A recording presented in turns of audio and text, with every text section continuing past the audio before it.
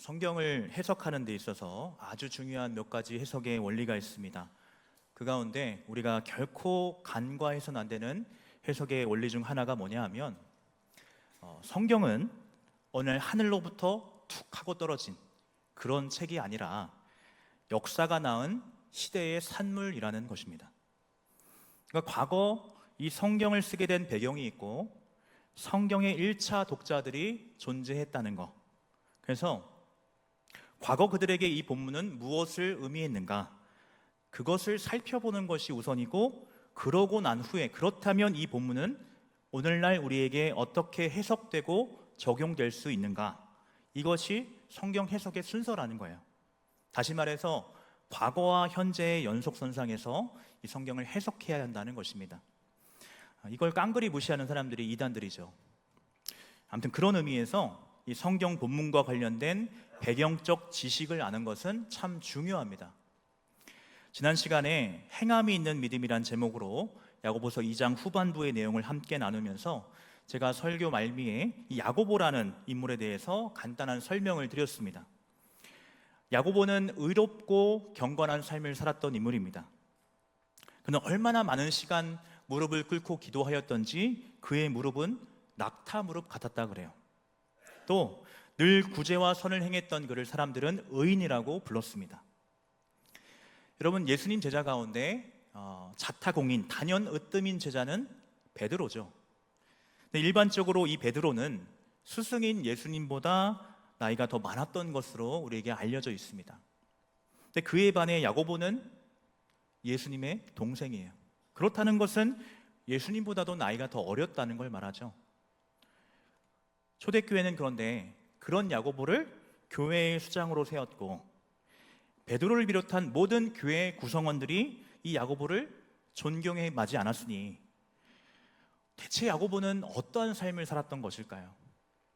개인적으로 천국 가서 꼭 만나보고 싶은 인물 가운데 한 분이 이 야고보입니다. 만나주실지는 모르겠지만 아무튼 야고보는 이처럼 삶으로 그리스도를 보여주었던 참 빛이 나는 그런 인물이었습니다. 여러분 어떻습니까? 야고보가 어떤 인물이었는지 좀 알고 나니 그가 이 서신에서 강조하고 있는 것이 무엇이고 왜 지금 이런 말들을 하고 있는 것인지 이제 좀 이해가 되지 않습니까? 이 서신에서 야고보가 1장부터 5장까지 매 장마다 계속 언급하고 있는 내용이 크게 두 가지가 있습니다. 첫 번째는 행함이에요. 즉 행동하는 믿음, 이것을 중요하게 말씀하고 있고, 둘째로는 말입니다. 말. 우리 혀의 말을 야고보는 매 장마다 계속해서 중요한 사안으로 언급을 하고 있다는 겁니다. 1장에서 야고보는 말씀을 듣는 것과 행하는 것이 하나가 되어야 한다 말했습니다. 2장에서 야고보는 아는 것과 믿는 것, 믿는 것과 행동하는 것이 일치해야 한다 말했습니다.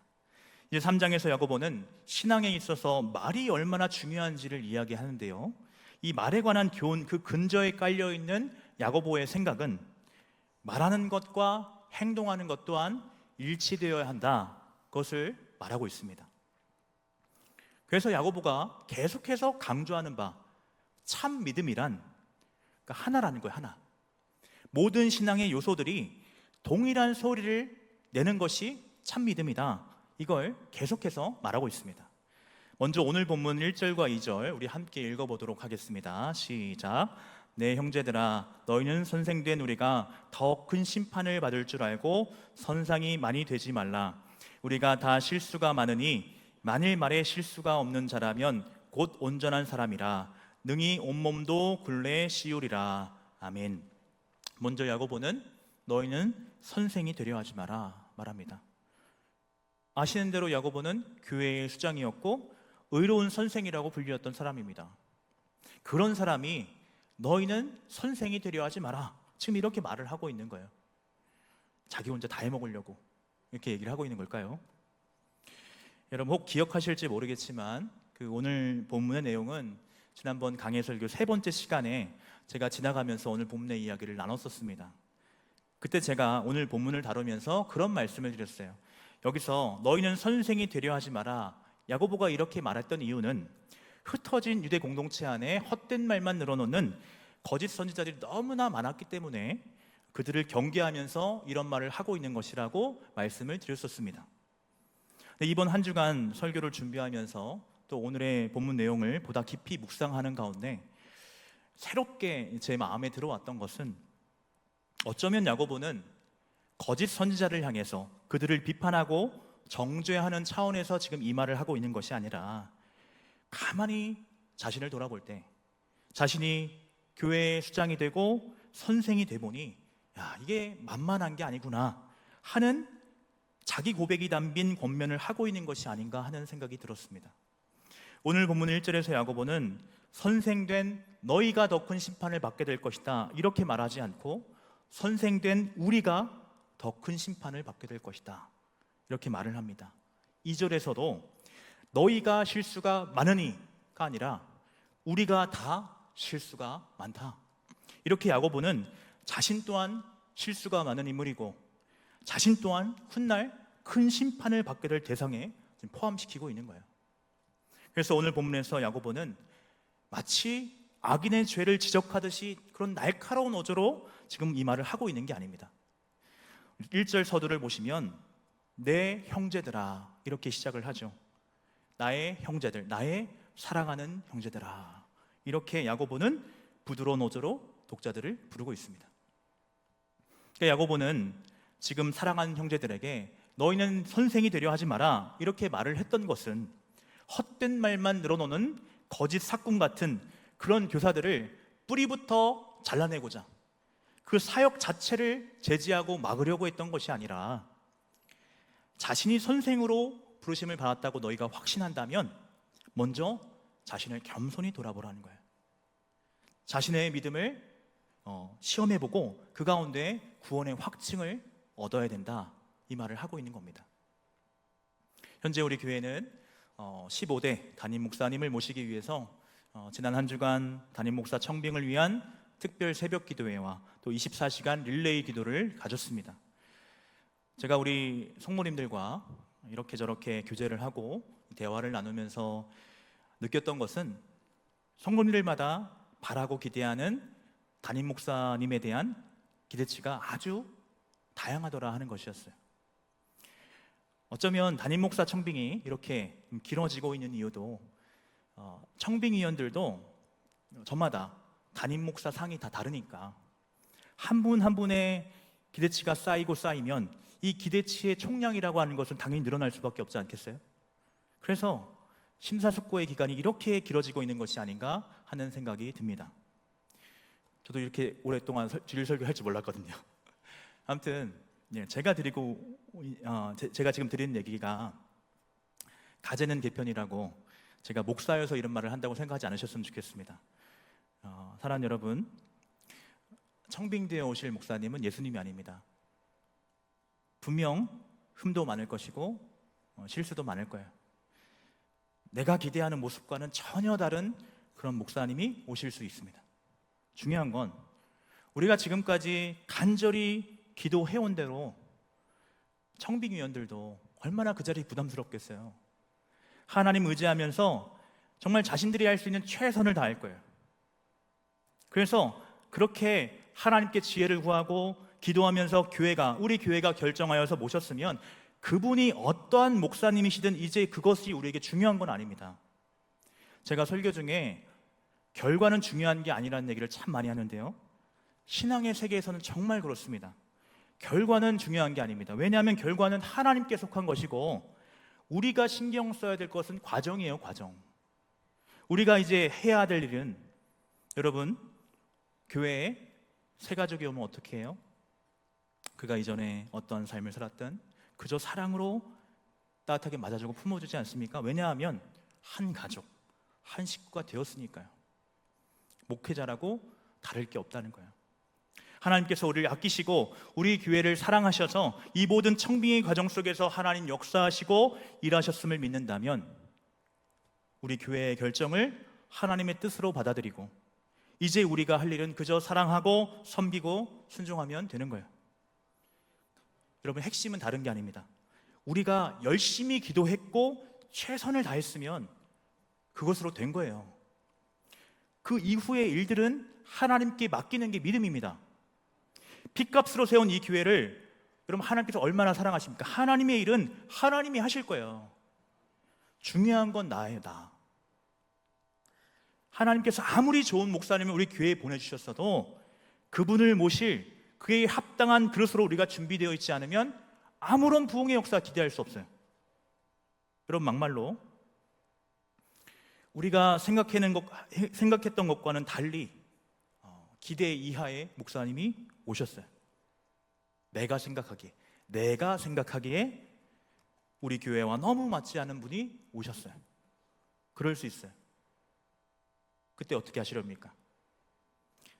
제가 드리고 싶은 얘기는 우리 하나님의 신실하심을 여러분 믿으실 수 있기 바랍니다.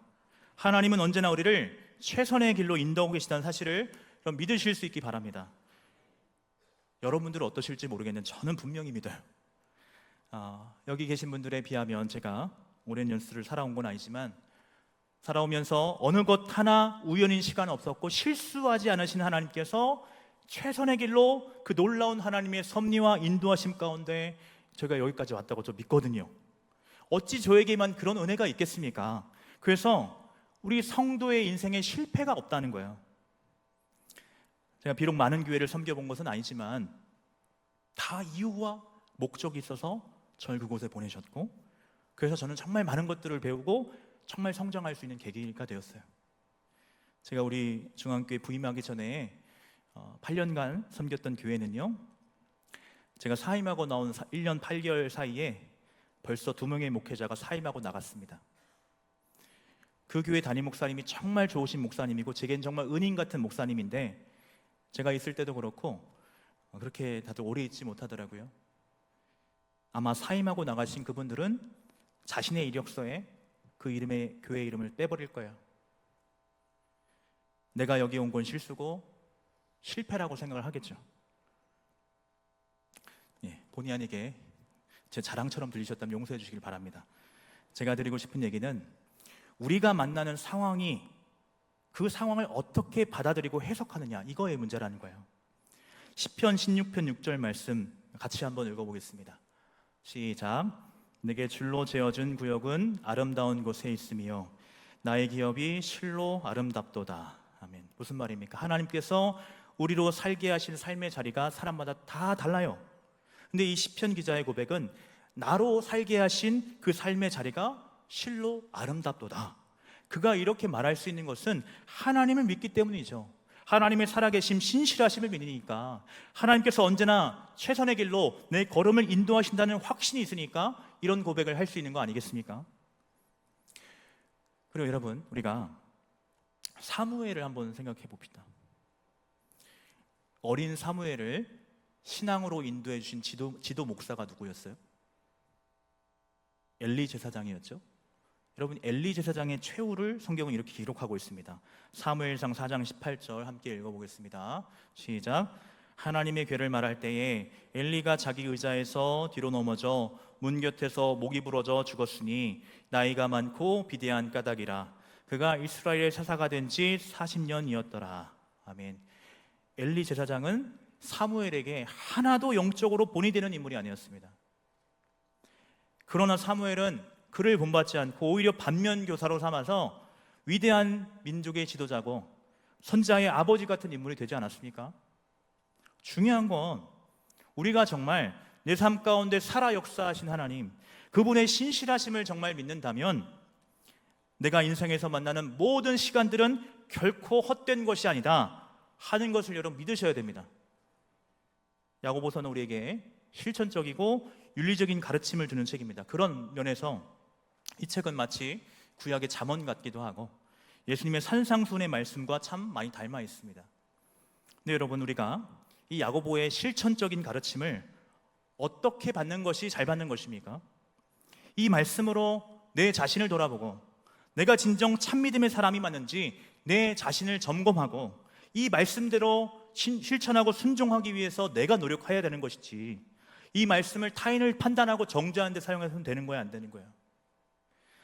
이번 한 주간 특세를 가지면서 또 설교를 준비하는 가운데 하나님이 제게 주셨던 마음은 너희는 선생이 되려 하지 마라 하는 이 야고보의 말이 결코 날이 선 어조의 지적이 아니었다는 것이었어요.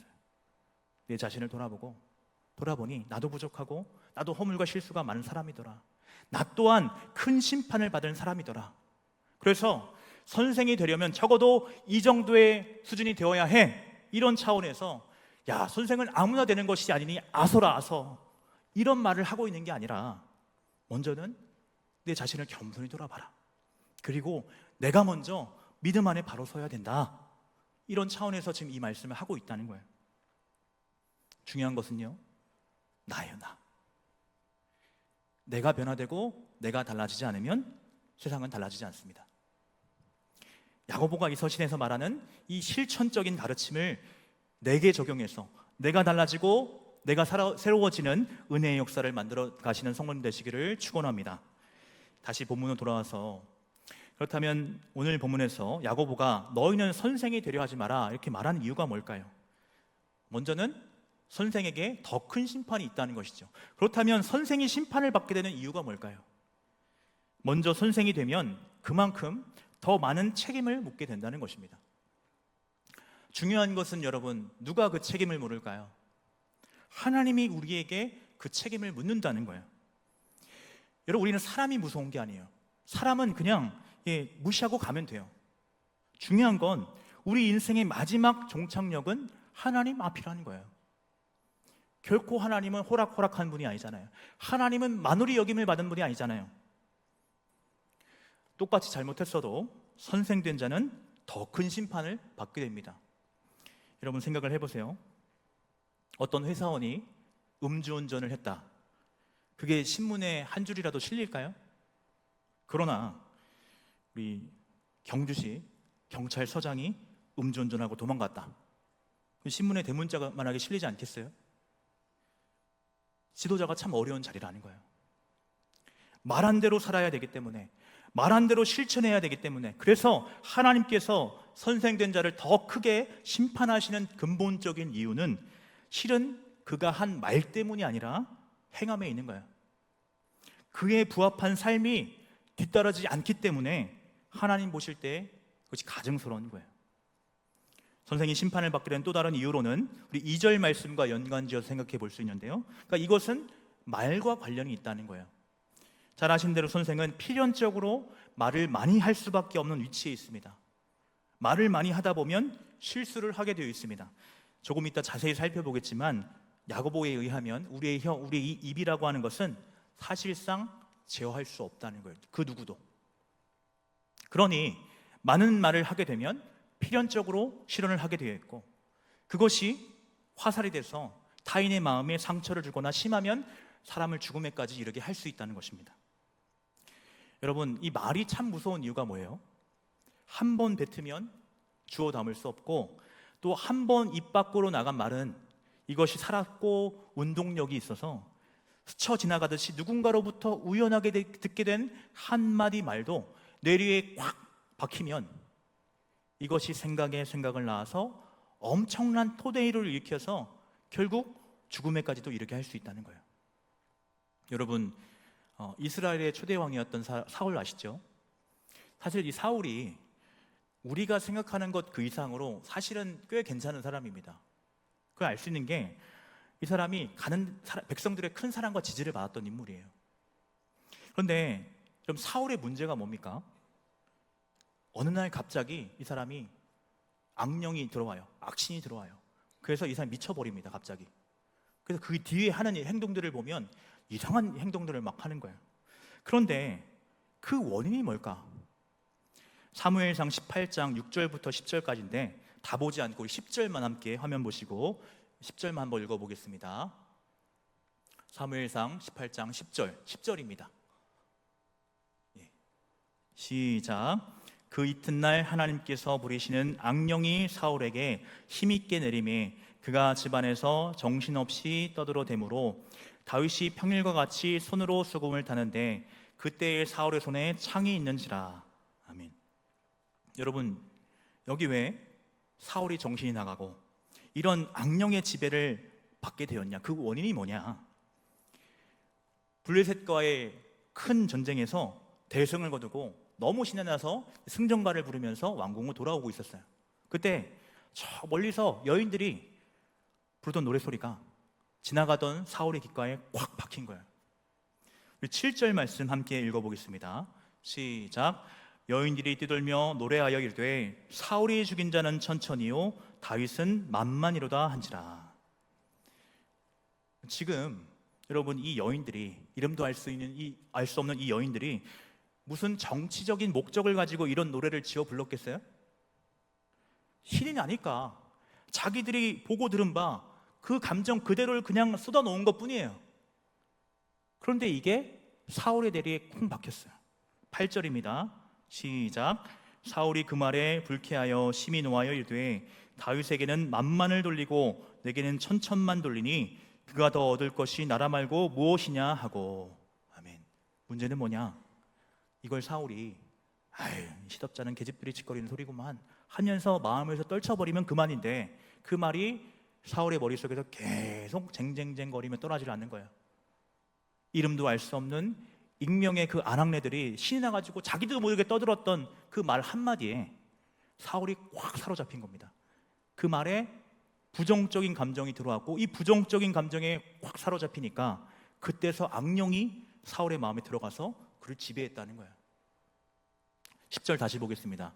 시작. 그 이튿날 하나님께서 부르시는 악령이 사울에게 힘있게 내림에 그가 집안에서 정신없이 떠들어대므로 다윗이 평일과 같이 손으로 수금을 타는데 그때에 사울의 손에 창이 있는지라.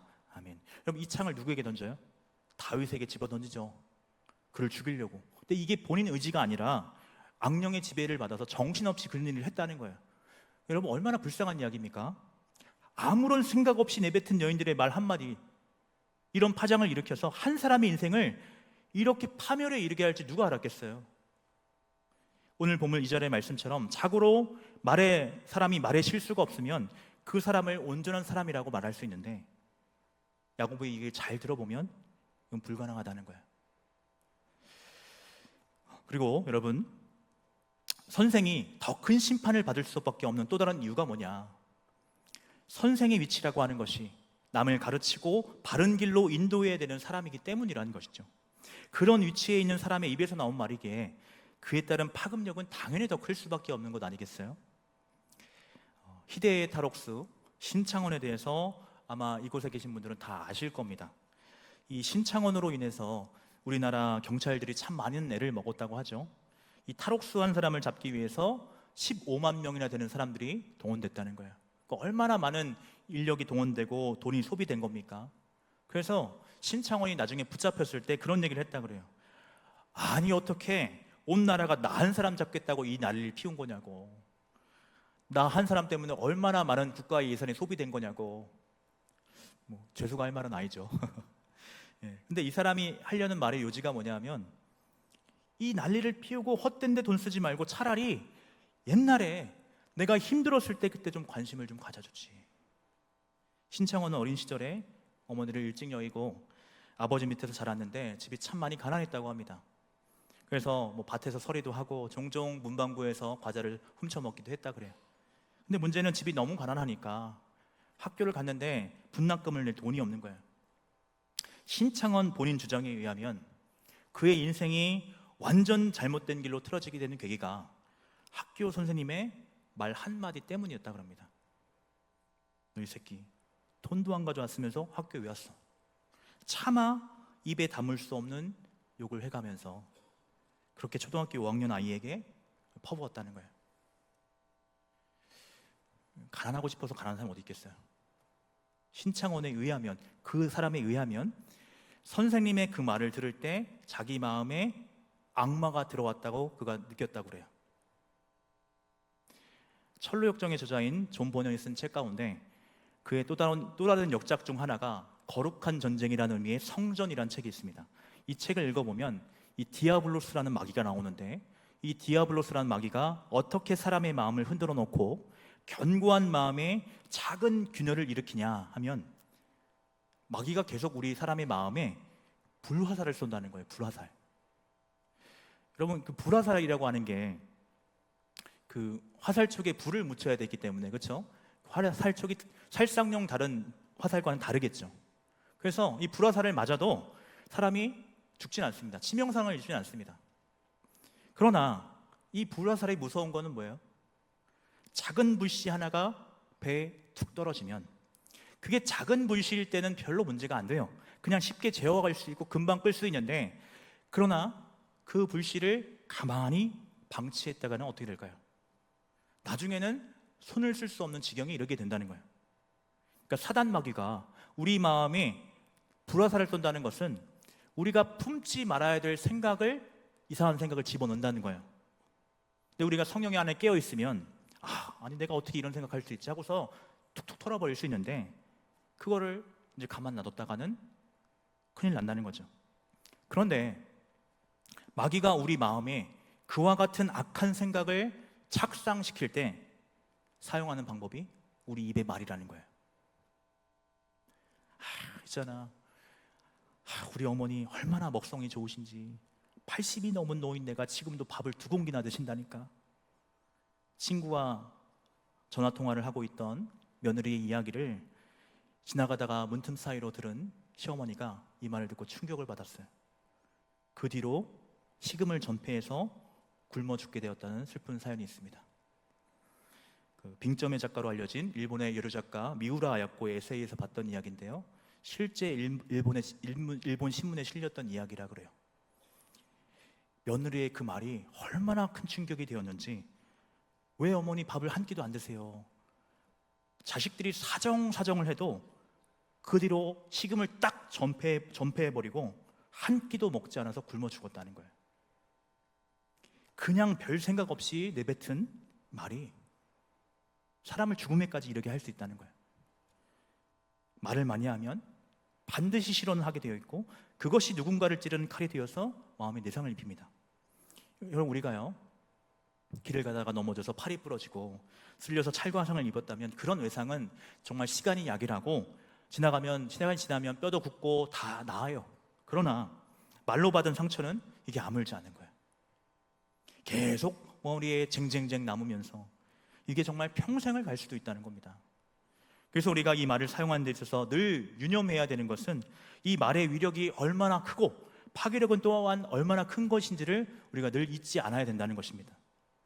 3절에서 5절까지 말씀 가운데 우리 5절만 함께 읽어보도록 하겠습니다. 5절입니다. 화면 보시고 읽어보시죠. 시작. 이와 같이 혀도 작은 지체로되 큰 것을 자랑하도다.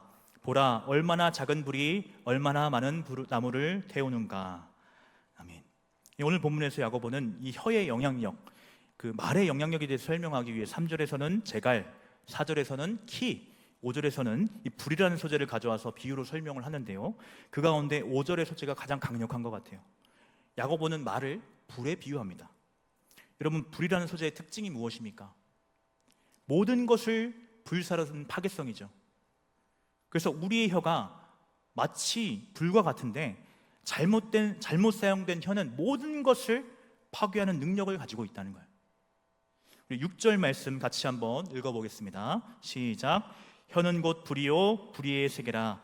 혀는 우리 지체 중에서 온몸을 더럽히고 삶의 수레바퀴를 불사르나니 그 사르는 것이 지옥불에서 나느니라. 아멘. 혀는 작은 지체지만 우리 몸을 더럽히고 더 나아가서 삶의 수레바퀴를 불사른대요.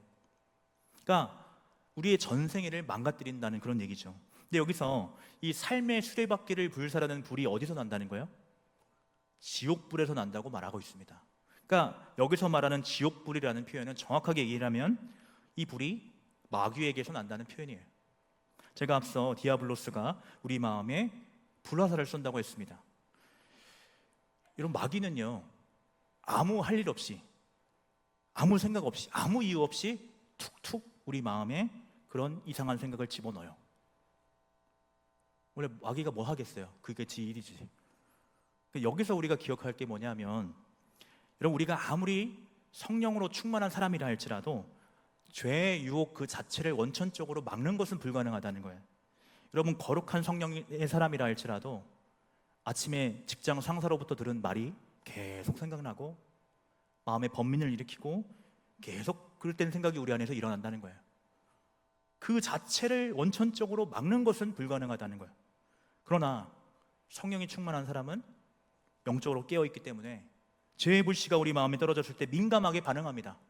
그래서 죄가 작은 불씨로 있을 때 그것을 죄의 유혹으로 알고 그것을 빨리 꺼버려요. 그것이 그러니까 그에게 아무런 영향을 주지 못하는 거예요. 그러나 성령이 둔감하고 영적인 잠에 취해 있는 사람은 죄의 불씨가 마음밭에 떨어져도 모르는 거예요. 그래서 이 작은 불씨가 나중에는 화마가 돼서 제어할 수 없는 지경에 이르게 되면 큰일 나는 것이죠. 이어지는 7절과 8절을 보시면 이 말이라는 것이 그래서 얼마나 컨트롤하기 어렵고 제어하기 어려운 것인지를 예로 들어 설명합니다. 이 7절, 8절 같이 한번 읽어보겠습니다. 시작. 여러 종류의 짐승과 새와 벌레와 바다의 생물은 다 사람이 길들일 수 있고 길들여 왔거니와 혀는 능히 길들일 사람이 없나니 쉬지 않은 악이요 죽이는 독이 가득한 것이라. 아멘. 우리가 저 동남아시아 그 태국 같은 나라를 여행해 보면 보기만 해도 소름 끼치고 섬뜩한 그런 무시무시한 뱀, 악어들도 조련이 가능하더라고요. 그 악어 입을 열고서 그 머리를 집어넣잖아요. 왜 그렇게 하는지 모르겠어요, 그렇죠? 예, 악어 입을 집어넣고 머리를 집어넣기도 하고 하여간 그런 동물들도 다 조련이 되는데 사람의 혀는 전혀 그렇지 않다는 거예요. 그래서 여러분 사실 말이라고 하는 것은 아시는 대로 양면성이 있습니다. 그래서 말이라는 것이 부정적인 측면만 있는 것이 아니라 말 한마디에 청년빛을 갖는다는 말이 있는 것처럼 말을 잘하면 이보다 더 좋을 게 없는 것이 말이에요. 그런데 오늘 본문에서 이 야고보의 요지는 우리의 지체 가운데 가장 취약한 것이 바로 입이라는 거예요. 이것이 너무나 취약한 것이어서 실수를 안 할래야 안 할 수가 없다는 거예요. 그래서 오늘 본문에서 야고보가 너희는 선생이 되려 하지 마라 할 때 여기서 말하는 선생이란 누굴 말하는 거겠어요? 학교 선생을 말하는 게 아니죠. 여기서 말하는 선생이란 교회 공동체 내에서 하나님의 말씀을 전하고 가르치는 자들을 가리킵니다. 그러니까 이 말씀은 교회 공동체 안에서 성도가 지켜야 할 신앙 윤리에 대해서 말하고 있는 거예요. 그래서 오늘 본문에서 야고보가 말의 위력과 파괴력 그리고 통제할 수 없는 제어 불가능성 이렇게 말의 불안적인 요소들을 들어서 설명하고 있는 이유는 적어도 교회 공동체 내에서는 가능한 말을 아끼고 침묵하는 것이 옳다는 거예요. 오히려 입을 닫는 것이 교회의 덕을 세우고 선을 이루는 행동이라는 겁니다. 물론 교회에서 무조건 침묵하고 아무 말도 하지 말라는 건 아니죠. 그렇게 하면 어떻게 성도들과 교제를 나눌 수 있겠습니까? 말을 하긴 하되 먼저는 말의 이 파괴력이 얼마나 대단한 것인지를 알라는 거예요. 그리고 내 감정 있는 그대로 쏟아놓지 말고 생각하고 말하라는 거예요. 우리가 베드로후서를 읽어보면 베드로는 어떤 믿음이 좋은 믿음이냐, 교회에 덕이 되는 믿음이 좋은 믿음인데 그렇다면 교회에 덕이 되는 믿음은 어떤 믿음이냐? 베드로는 절제의 덕을 말합니다. 우리의 입술이 절제되어야 된다는 거예요.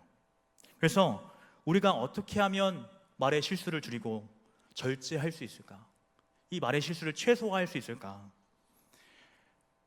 주님이 내 옆에 계신다, 나와 늘 함께하고 계신다 하는 의식하는 믿음을 갖고 있는 게 좀 중요합니다. 여러분, 예수님이 내 옆에 계시는데 타인을 욕보이고 험담하고 깎아내리는 그런 말 할 수 있겠어요? 그래서 성경에서 말하는 하나님과의 동행이란 말은 다른 게 아닙니다. 늘 주님을 내 옆에 모시고 의식적으로 내 옆에 모시고 살아가는 거예요.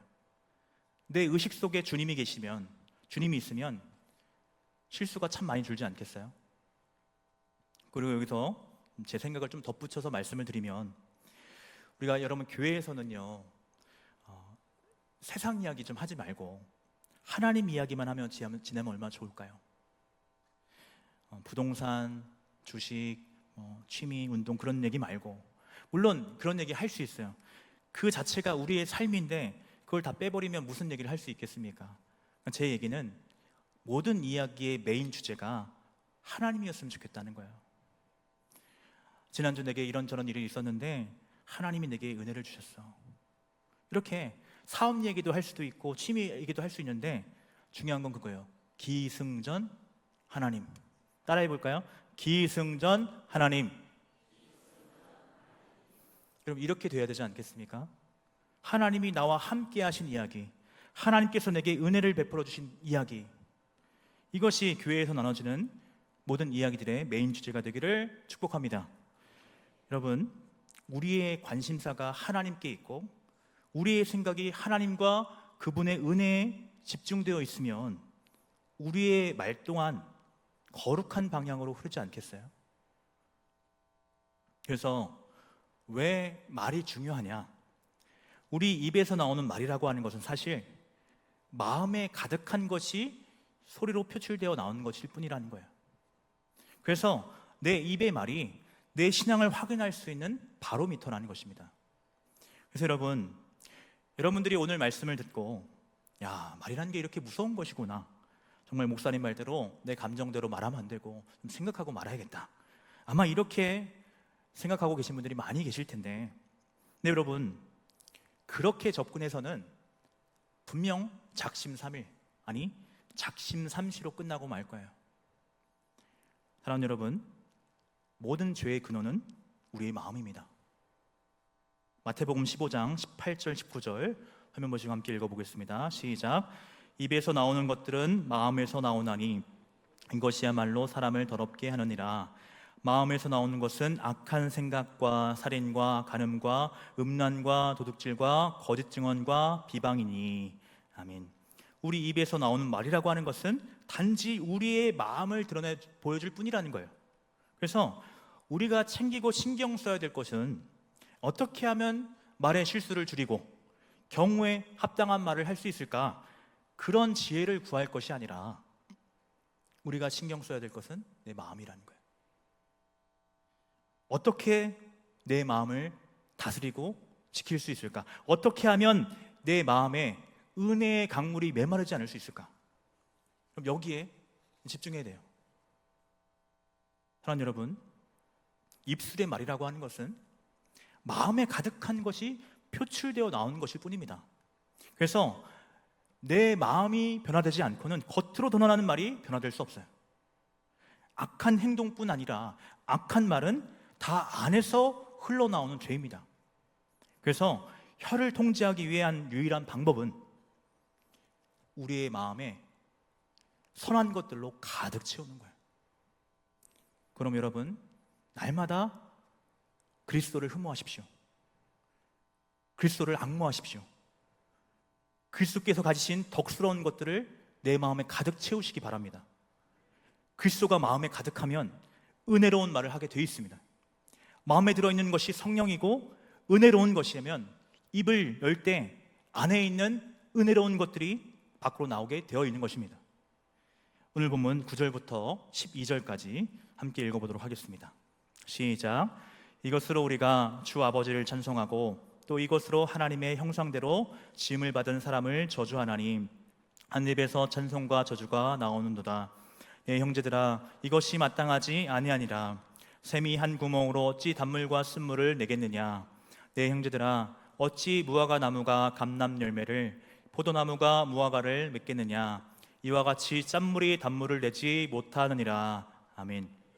우리 안에 성령이 내주하시고 우리가 참 믿음의 사람이라면 그 믿음에 합당한 열매를 맺게 되어 있는데, 입술의 열매 또한 다르지 않다는 거예요. 우리 입술에 어떠한 열매들이 맺히고 있는지 그걸 보면 이 나무가 가시나무인지 포도나무인지 알 수 있다는 거예요. 중요한 것은 우리의 마음입니다. 우리의 마음이 맑은 물을 내뿜는 샘이 되어야 되고 가시와 엉겅퀴가 아니라 아름다운 열매를 맺는 그런 나무가 되어야 하는 거예요. 오늘 본문 2절에서 야고보는 말에 실수가 없는 사람은 온전한 사람이라고 말합니다. 이것이 결코 쉬운 게 아니에요. 그러나 이것이 만약 가능하다면 궁극적인 그 방법은 내 마음의 밭을 늘 새롭게 하는 것입니다. 성령으로 마음의 선한 것들을 가득 채우는 것입니다. 그것만이 유일한 해결책입니다. 여러분, 그럼 우리가 드리는 어떤 예물보다 하나님이 기뻐하시는 예물은 입술의 열매임을 기억하시길 바랍니다. 우리가 경작한 밭의 소출을 감사함으로 드릴 때도 하나님 기뻐하시지만 우리 마음의 밭에서 나오는 입술의 열매는 하나님께 더욱 귀한 예물입니다. 히브리서 기자가 이런 말을 했어요. 히브리서 13장 15절 같이 한번 읽어보도록 하겠습니다. 시작. 그러므로 우리는 예수로 말미암아 항상 찬송의 제사를 하나님께 드리자. 이는 그 이름을 증언하는 입술의 열매니라. 아멘. 감사와 찬송을 여러분의 입에서 끊어지지 않게 하십시오. 그러기 위해서 여러분 하나님의 말씀을 사랑하세요. 은혜의 말씀을 사모하시기 바랍니다. 하나님을 아는 지식이 깊어질수록 은혜는 날로 더할 것이니 그 크신 사랑과 은혜를 받은 자는 결코 감사와 찬송을 드리지 않을 수 없기 때문입니다. 그리고 여러분 기도하십시오. 주의 이름을 부르며 주님을 찾고 주님의 은혜를 구하십시오. 우리 하나님 사랑하는 자녀들의 기도를 결코 외면치 않을 터이니 충만한 은혜를 경험하게 되실 것입니다. 내 심령이 은혜로 가득 채워지면 감사와 찬송은 자연스럽게 여러분의 입술에서 흘러나올 거예요. 그렇게 우리 모두 마음에 선한 것들을 가득 채워서 항상 선한 말을 하여서 하나님을 영화롭게 사람을 이롭게 하는 빛의 사람들 다 되시기를 축원합니다.